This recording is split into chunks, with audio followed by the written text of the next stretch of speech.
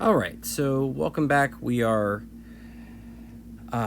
in the second video for Chapter 2 of Section 4. We are still discussing exact equations. For the most part, I think you kind of got a feel for what exact differential equations look like, or exact differential form, but just more formally, what we say is that the following is said to be exact. Now, we have to bound this, right? So it can be within some rectangle R, and you can just imagine, if you will, you can just imagine that you have some region that you're discussing, right? But let's just keep going. So we can say that the following is said to be exact if there is some function out there, right? This f of x, y, such that if you took the partial of this function with respect to x, you get you get m, right? M of x, y. And if you took the partial of that function with respect to x, you get m. And if you took the partial of that function with respect to y, you get n, right? So, and that would have to be true for all of the points in that region R. Okay, so then we get to give that equation the label exact. Now, the only we again, as I said, from referencing Calc 3, that is essentially just the total differential of f is what we're looking for. The only last bit of information before so this is the criteria that needs to be met to say it's exact. In order to call it in order to use the label exact equation, it needs to be set equal to 0, right? So the total differential has a form has to be set equal to 0. Okay. So where do we go from here? So we've kind of defined what an exact differential form looks like. We need a method for solving them, exact differential equations, but before we start developing a method, we first want to develop a test. These tests are vital in this class, right? Because they can save you a lot of time. So what is the test for exactness? Well, quite simply, we have m and we have n, right? Two multivariable functions attached to dx or dy.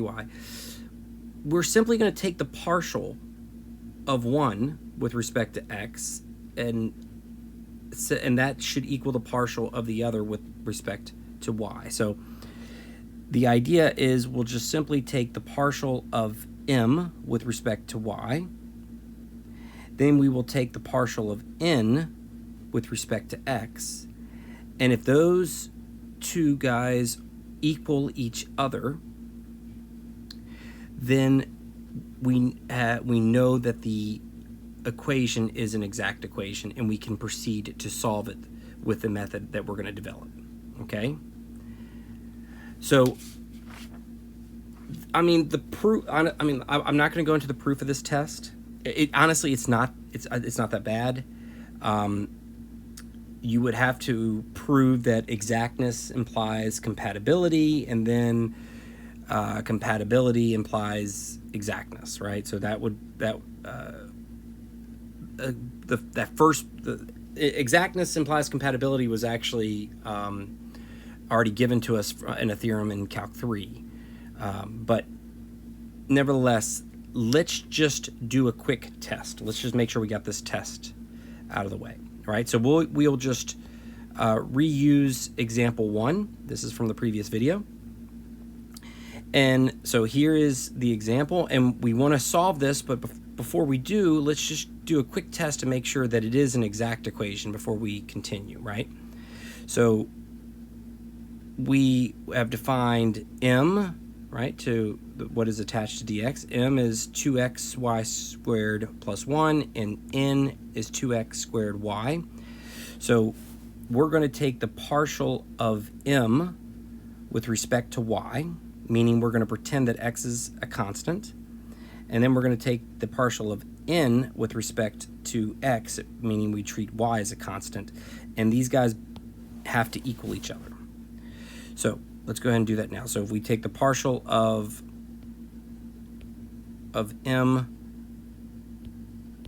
with respect to y, well, let's go ahead and do that. Well, if you so treating x as if it were a constant, let's go ahead and do this. So the derivative of y squared is 2y. So that's going to end up being 2 times x times 2y, right? Which is just what? Which is 4xy. Now we'll take the derivative of 2x squared y with respect to x. Well, again, the derivative of 2x squared is just 4x. So you end up with 4xy. So again, these do equal each other, so we can rest assured that this equation is an exact equation, and we can proceed to solve it using the method for solving exact equations. Now, so what is the method for solving exact equations? So I'm going to give you some steps, and you should take some good notes right now. So the idea is just pretend that you have some equation, and the first things first, test and make sure it is an exact equation. Let's assume that you've already done that. So now that you've done that, how do we solve?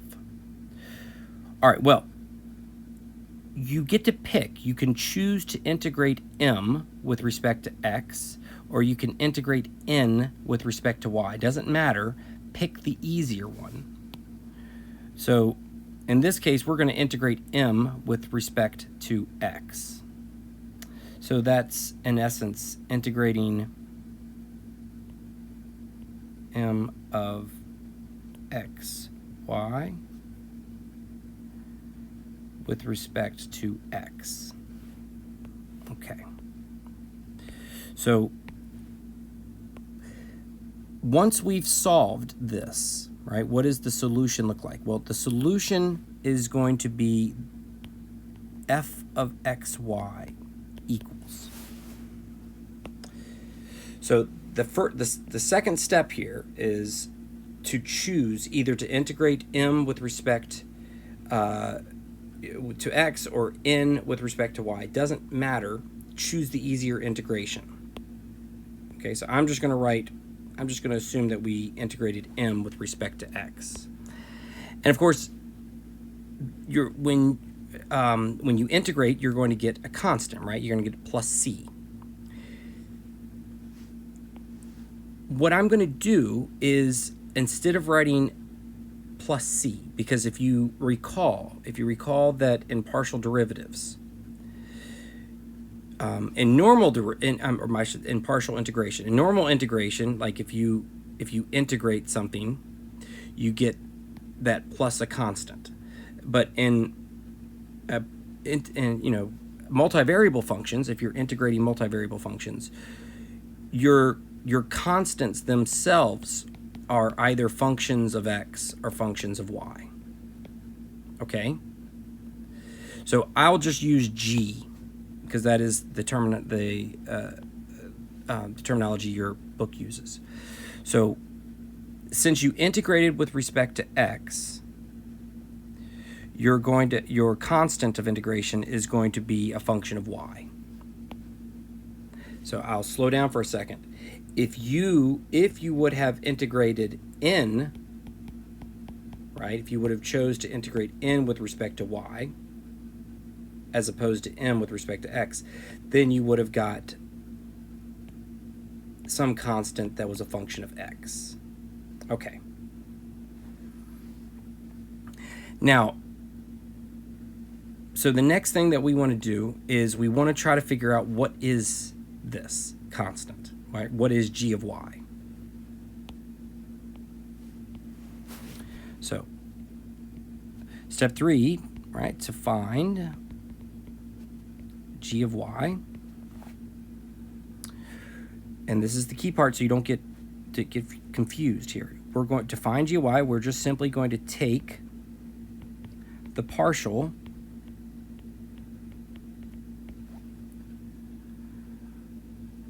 and it's got to be the partial with respect to y of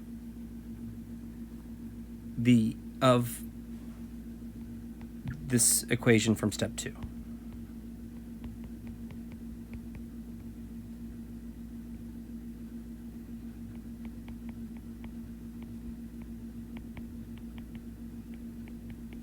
Okay, so for step 2, if you integrate m with respect to x, you get plus gy. If you integrated n with respect to y, you would have got plus h of x. So at this stage, it's time to figure out, well, what is g of y? It's like trying to figure out what is plus c. What is the c? And to do that, to find g of y, you're going to take the partial of the result of step 2 with respect to whatever variable you didn't integrate with respect to. So if you integrated with respect to y, you're going to end up, step 3, you're going to take the partial with respect to x. But since we integrated with respect to x, step 3, we're going to take the partial of step 2 with respect to y. Okay? So let's go ahead and do that right now. So if you took the partial, all right, the partial with respect to y, well, we know that this is just going to be, if you take the derivative of f, you get f prime, right? So this is just simply the partial of f with respect to y. And that's going to be equal to, well, that's going to be equal to the partial with respect to y of the integral of m xy dx. And then the last part will be the partial plus the partial with respect to y of g of y.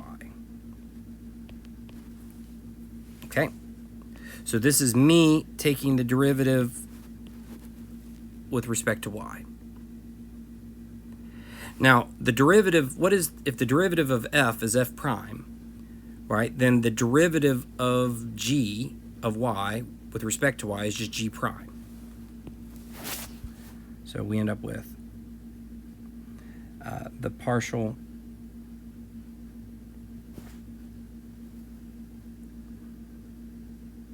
of f. Well, I tell you what, let me save some space here, and I'll just write you a note.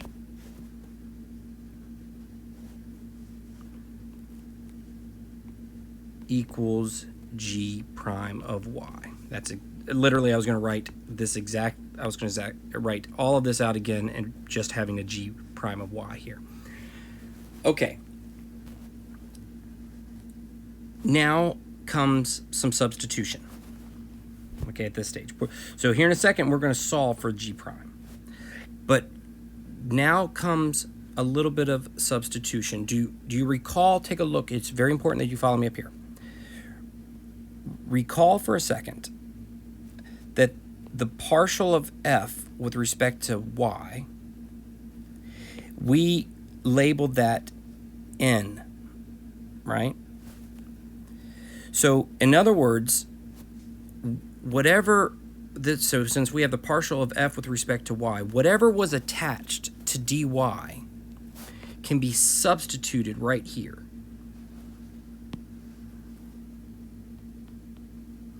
So we're going to sub n of xy n for the partial of f with respect to y. and solve for g prime.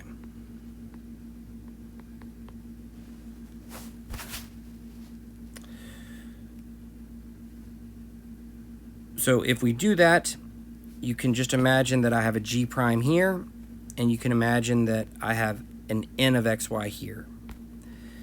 Once that's done, we have g prime of y is equal to n of xy minus the partial with respect to y of integral of m xy dx. All right. Now recall at step 2 you were almost done, right? I mean, don't you just want f, right? That is the solution to that differential equation. The only thing that's messing us up is this g of y. So all of this work is to just figure out what to plug in right here. It's like figuring out what to plug in for c. Okay, so now that at this stage, once you know what g prime is, do you agree with me that if you knew this, if you knew this and you knew this, you could do this integration, that whatever that difference of that is, that's g prime? And how do you go from g prime to g? Yeah, you just simply integrate g prime step 5. So we're not going to write anything except what to do for step 5. So step 5 is to integrate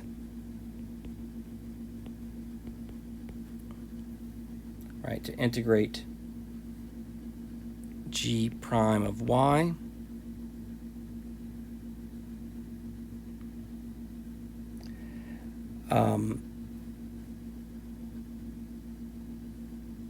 to get g of y,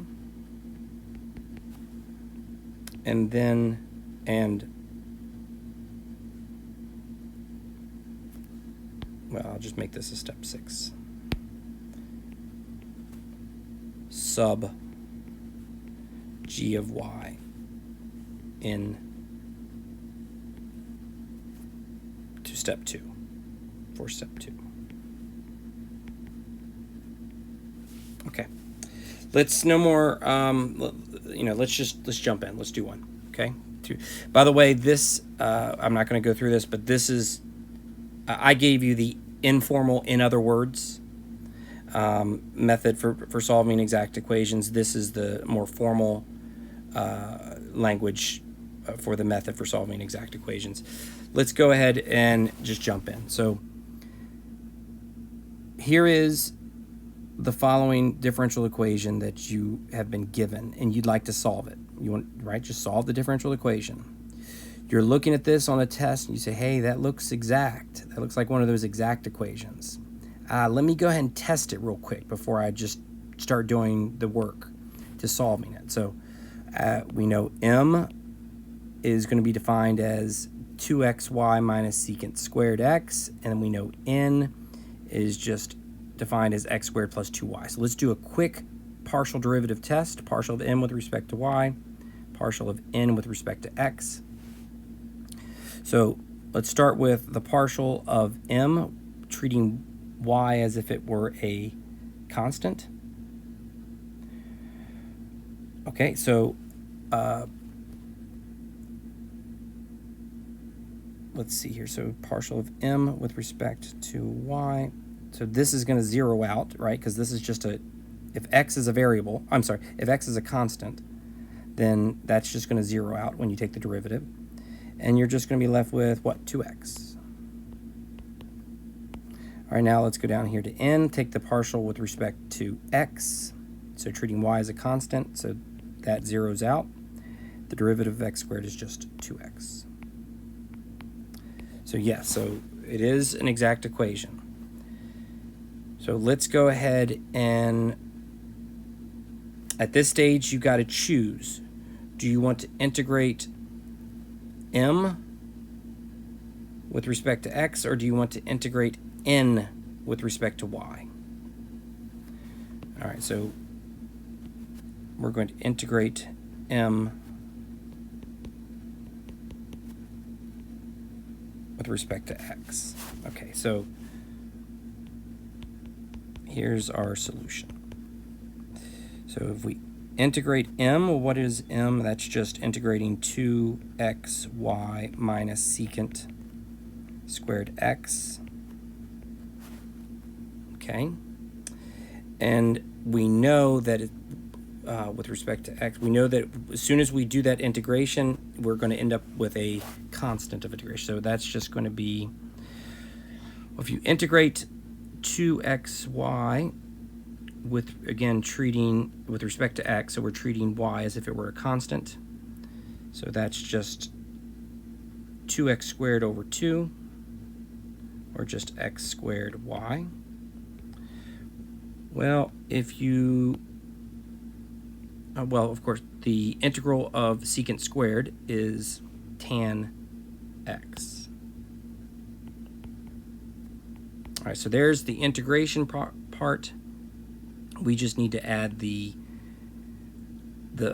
constant of integration, which is a function of y.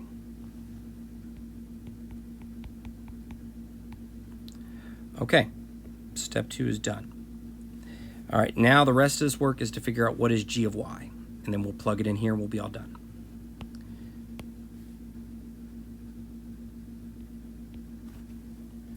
All right, so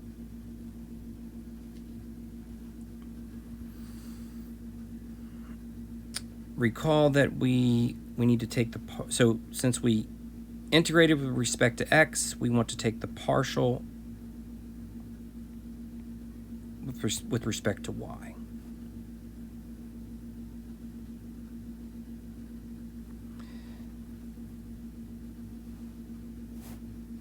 So the partial with respect to y, so that would be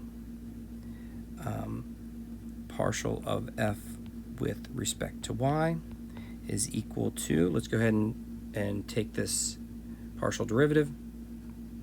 So we're treating x as if it were a constant. So that's just going to be x squared. What's the derivative of tan of x with respect to, if you're treating x as a constant? Well, what's the derivative of a constant? It's just 0, right? So this is going to 0 out. And that's just going to be plus the derivative of g is just g prime.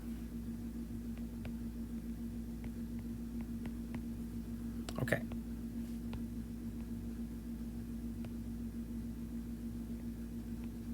So the only thing that we want to do is we're going to want to substitute. Remember, partial of f is the same thing as n.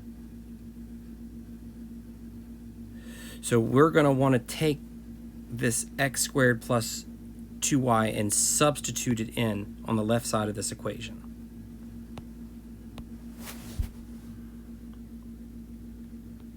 All right, so n x y is equal to partial of f with respect to y. So here we go, let's just sub. So now we have x squared plus 2y is equal to x squared plus g prime of y. All right, and what we want to do is we want to solve for g prime. So we'll do that on the next page.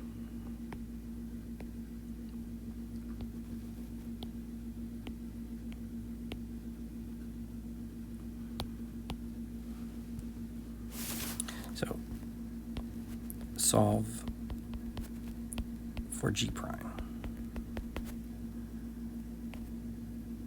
All right, so in this case, g prime of y is going to be equal to, well, if you want to get g prime by itself, you just subtract x squared. So these cancel out. So g prime of y is just simply equal to what? It's just simply equal to 2y. All right, well, that's great. We don't care about what g prime of y is. We want to know what is g of y.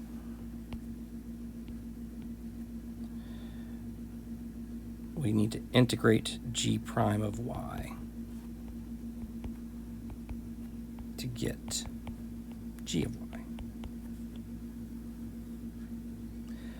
All right, well, that simply means that we're going to integrate 2y with respect to y. And if you integrate 2y with respect to y, that's just 2y squared over 2, and that's just equal to y squared. So that is our g of y. Last step is we're not going to turn in sloppy work. So let's take the result from step 2.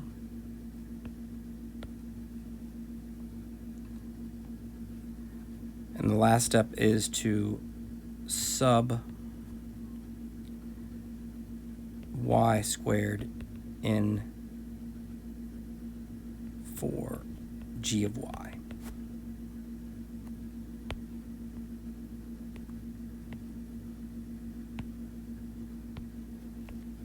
So y squared in for g of y.